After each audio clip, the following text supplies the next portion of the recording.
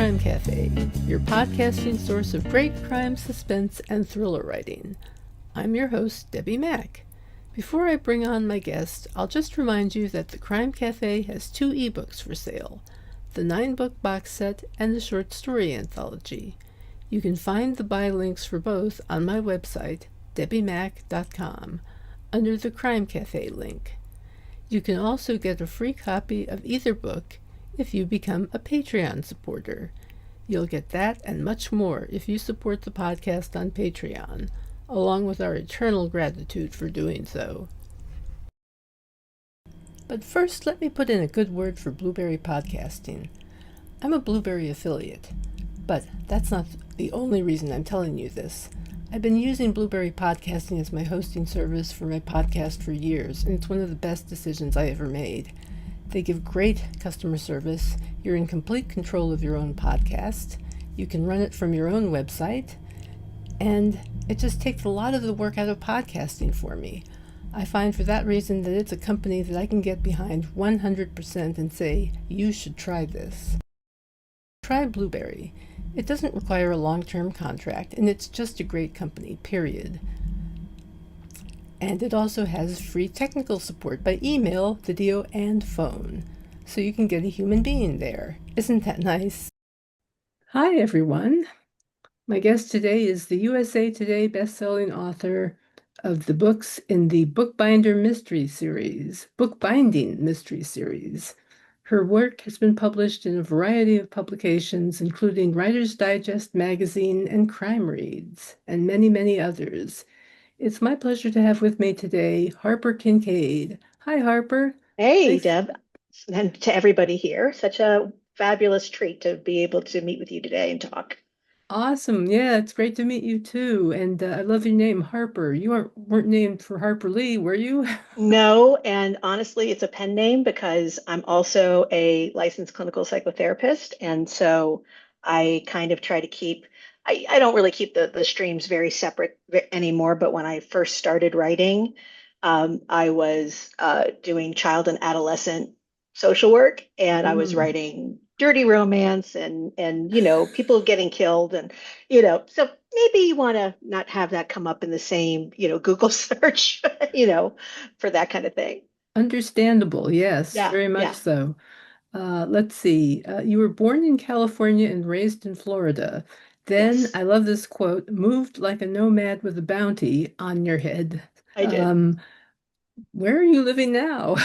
So I have lived in right outside of Washington, D.C. in a town, Vienna, Virginia, Northern Virginia. Mm-hmm. Actually, the bookbinding series is based there. And in the series, we're not going to talk too much about it, but like it's a combination of places and people and businesses that are really there and some that I've made up. And a girlfriend of mine said it's Vienna zhuzhed up in the books.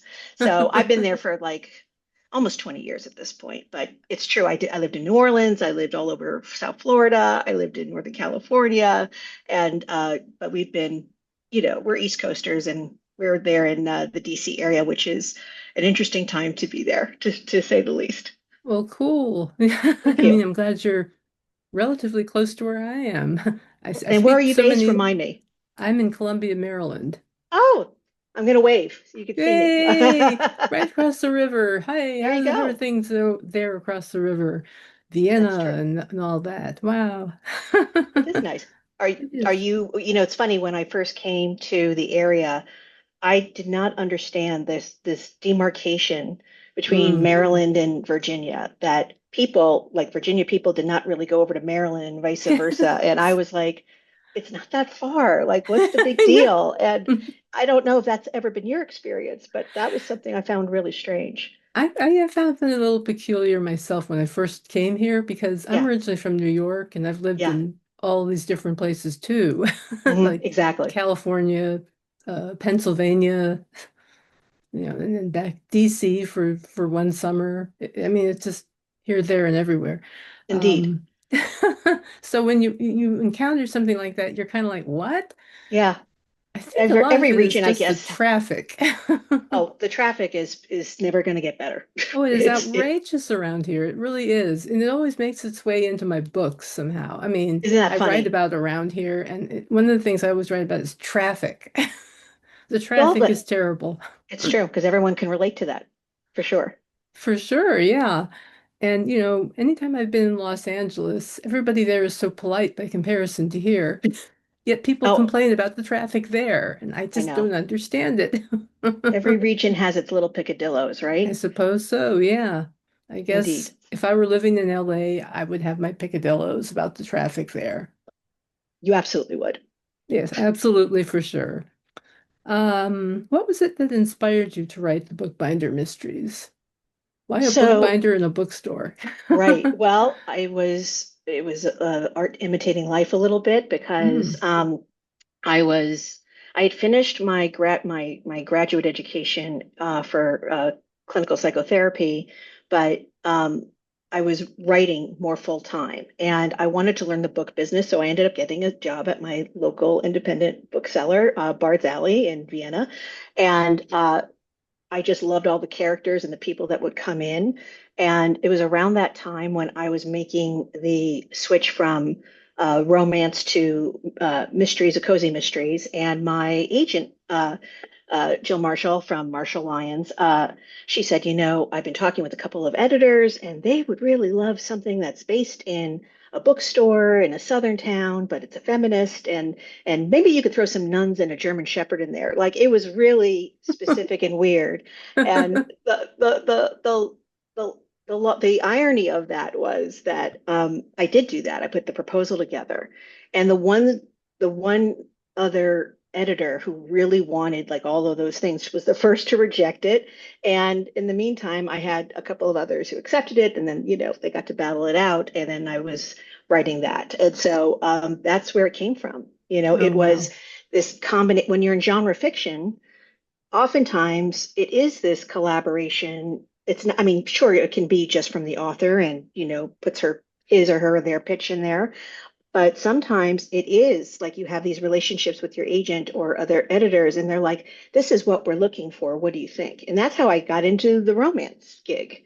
What I ended up writing got published by one, but then another publisher said, well, that isn't right for us, but we like your voice. Will you write this? So Hmm. it has more of that collaboration sort of a feel to it. I mean, versus maybe literary or memoir or something like that. So that's how I got into it. And the people of my town really, they love to see who's who.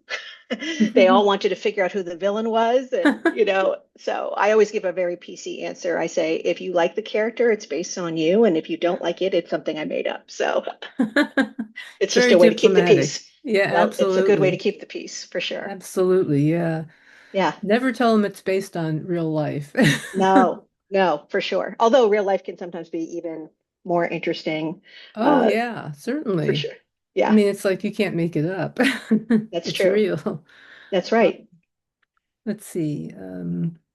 So your second book in that series had a Shakespearean theme. I couldn't help Yes. noticing. Yeah. Does the play itself work its way into the plot, or is it just a play on words? It's more of the play on words. There are Shakespearean elements for Ah. sure, and there is the every chapter begins with a Shakespeare quote. Not always from Midsummer Night's Dream, but from any of them. But then that's sort of your clue of what the theme of the chapter is going to be. So it's a nice little homage and a way for me to share my love for theater. I love any kind of musical theater plays, whether it's Shakespeare, whether it's, comedy of errors or things like that. So that's where that came from. And uh, it could have gone like a lot deeper into the whole, like really playing out the Shakespearean themes, but I was on a short deadline. So we were like, okay, let's just, bang this out. And it was a lot of fun. It was a lot of fun. Do you have background in the theater? Just out of curiosity. You know, I I did some, acting back in 1912 when I was like a teenager in college, but it was always an avocation, never the main thing. And my daughter, my oldest daughter, sort of was doing the same thing again in her teenage years. And then we sort of, made a right turn into something else. But, I absolutely adore the theater. I'm fortunate enough, like I'll drive up to the city, New York, and I'll see things off Broadway or Broadway, and someday I'll write a play. I haven't gotten there yet, but right now I'm a super fan. Well, that's really cool. It I think is. it's It's cool fun. that you would like to write a play someday. That's people always probably ask you this too. Oh, where do you get the ideas? And you're like, that's not the problem. I have so Mm-hmm. many ideas. It's what am I gonna commit to take the Exactly. time, right? So, you know, Absolutely. Yeah. on the list. And it takes some time to break into something like playwriting or screenwriting. I got to tell It you. really is. Oh Absolutely. my Absolutely. gosh. Well, so Oh yeah. boy. Yes, indeed, Yes, I know. I would love to hear about that another time, but yeah. Yeah, we can talk about that. Were you always interested in writing as a child? That was always something since I was 4 years old. And then Wow. I I kind of dabbled with it on and off. To be a writer, even if you're writing fiction, there is an act of bravery to it. There's an unveiling of yourself. It's probably not a coincidence that I'm both a writer and a psychotherapist, and I think one informs the other. It took me a long time to learn how to write the way that I wanted to. That I always tell people who are kind of starting out when I've taught classes, there's this vision of what your writing is going to look like, or the book or the play or what have you. And then there's the skill level that you're at the time. And there's this big gulf in between. Hmm. And if you can like ride or surf that uncomfortableness and that sort of grind of, the back and forth of learning, then you will get to that vision in your head. But there is that price to pay of your time and your dedication. And I also probably didn't get to it more until, I mean, my children were still pretty young, but until I was in my early 40s is when I started. And Hmm. just because I think I got into my 40s and I was like, well, geez, how much longer are you going to wait for your dream, Exactly. So I was like, you know, F it. I'll just, Yes. I'm just going to, I'm going to just throw something out there. My husband said this to me. He goes, I don't care how good or bad it is, but finish it and send it. And because I was very famous in the family for starting and not finishing creative projects. So Oh dear. no, but it was, Yeah. I kind of needed that. I needed that, Well, it's the actually, yeah.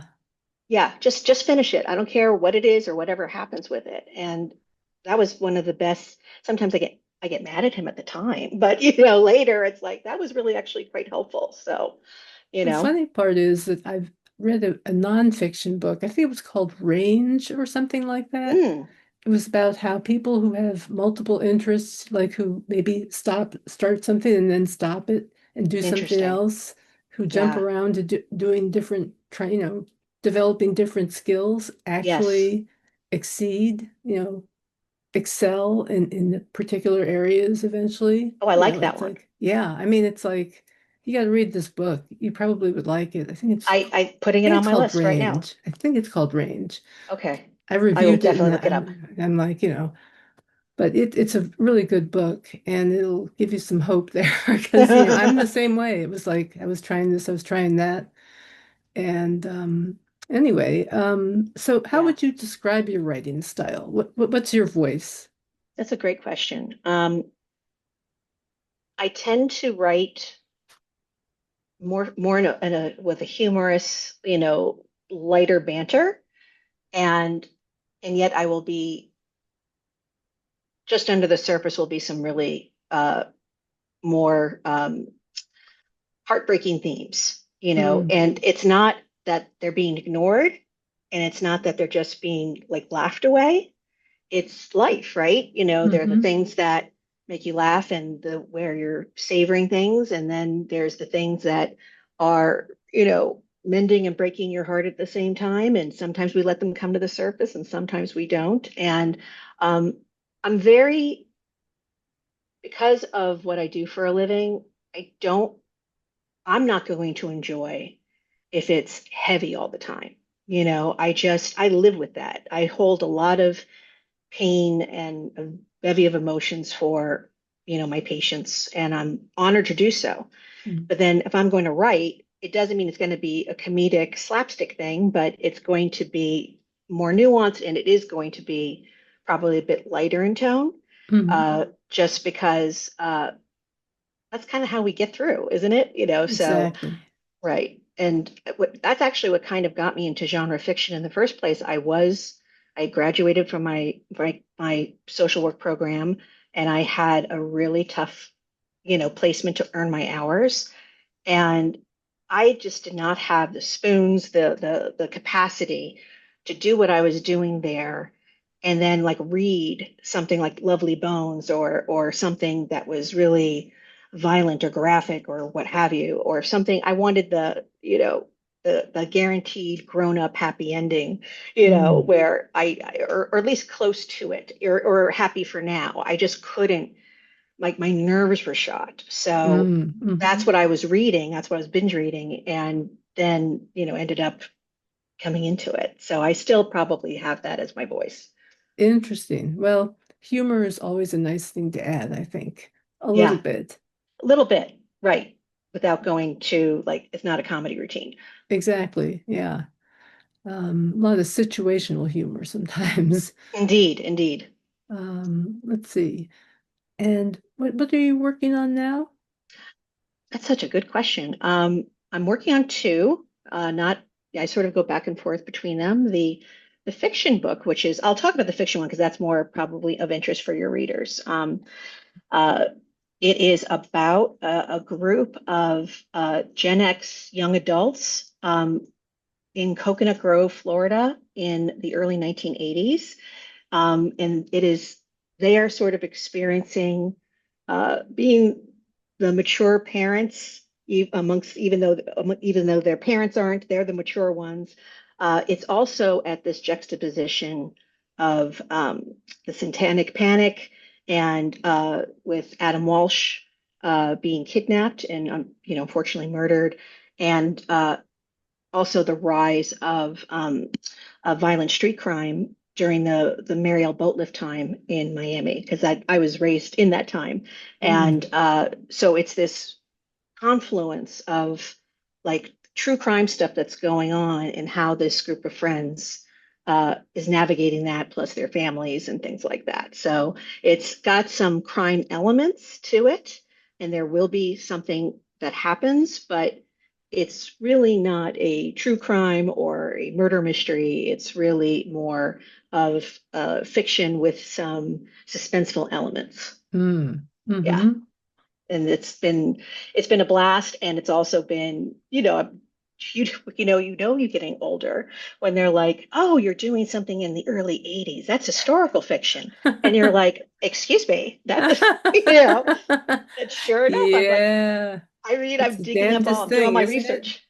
It really, I got to tell you, it's blowing my mind a little bit. So I'm doing the research, and I'm going back, and I'm like, I am a relic. I am writing about a relic, and I am a relic. So It it's so feels funny to odd, me. doesn't it?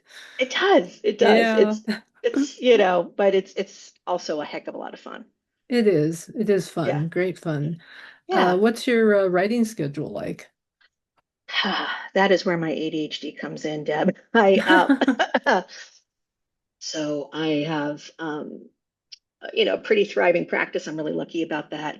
So there are certain days, usually Monday through about Thursday. I'm writing midday from like about 11 to 3. Sometimes I'm researching, sometimes I'm writing. Um, and on the weekends, it could be anytime, obviously. Uh, it, but then sometimes things come up that, have to run errands, whatever. And I'm not one of these people, and I don't know if it's good or bad, who has, like, I have to have my word count in by this week or that week.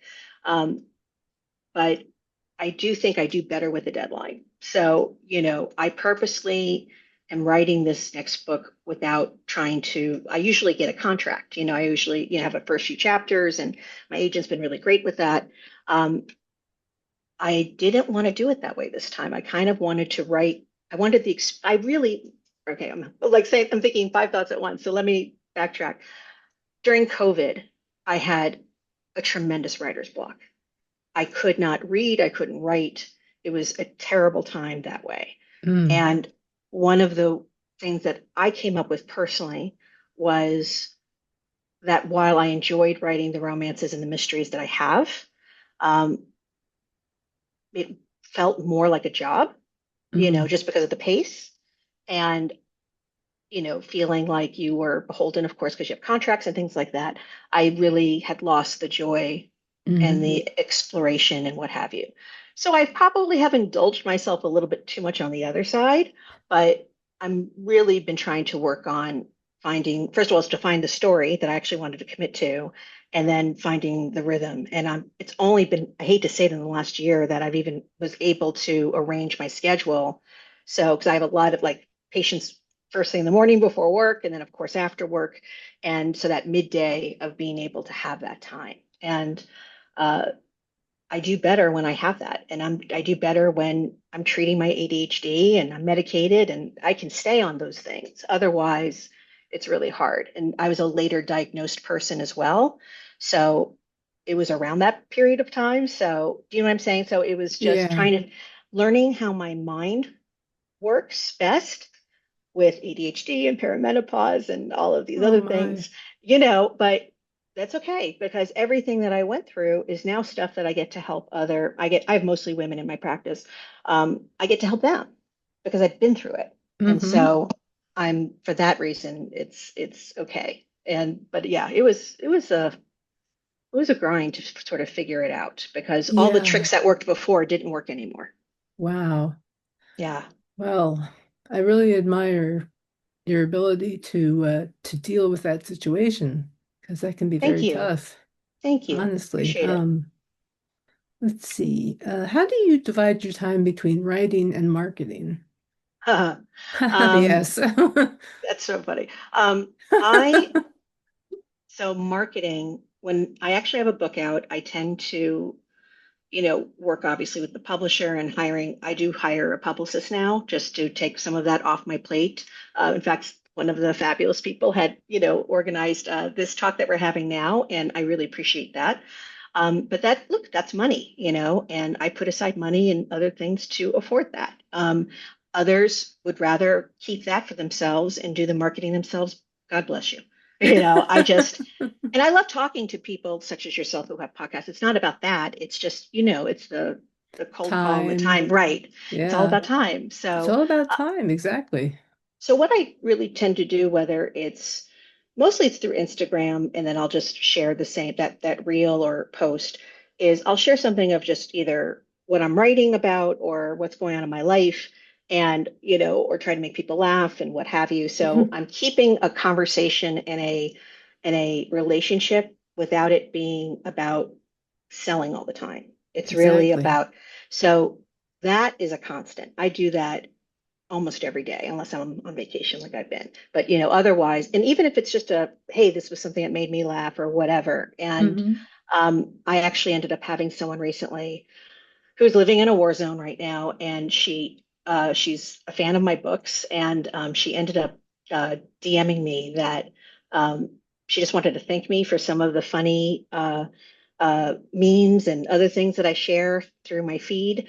That sometimes when she's in a bomb shelter, Oh that my. yeah, that's, sometimes obviously she will have certain ones that are saved on her phone and it helps her. And I was Hmm. like, oh, wow. So, I mean, I'm not thinking of it for everyone like that. Everyone's like a haha and you move on with your life, and that's totally fine too. But that meant a lot to me, that it could be something from across the world that, something I'm just finding amusing. We're having this Yeah. conversation. So I loved that. Yeah.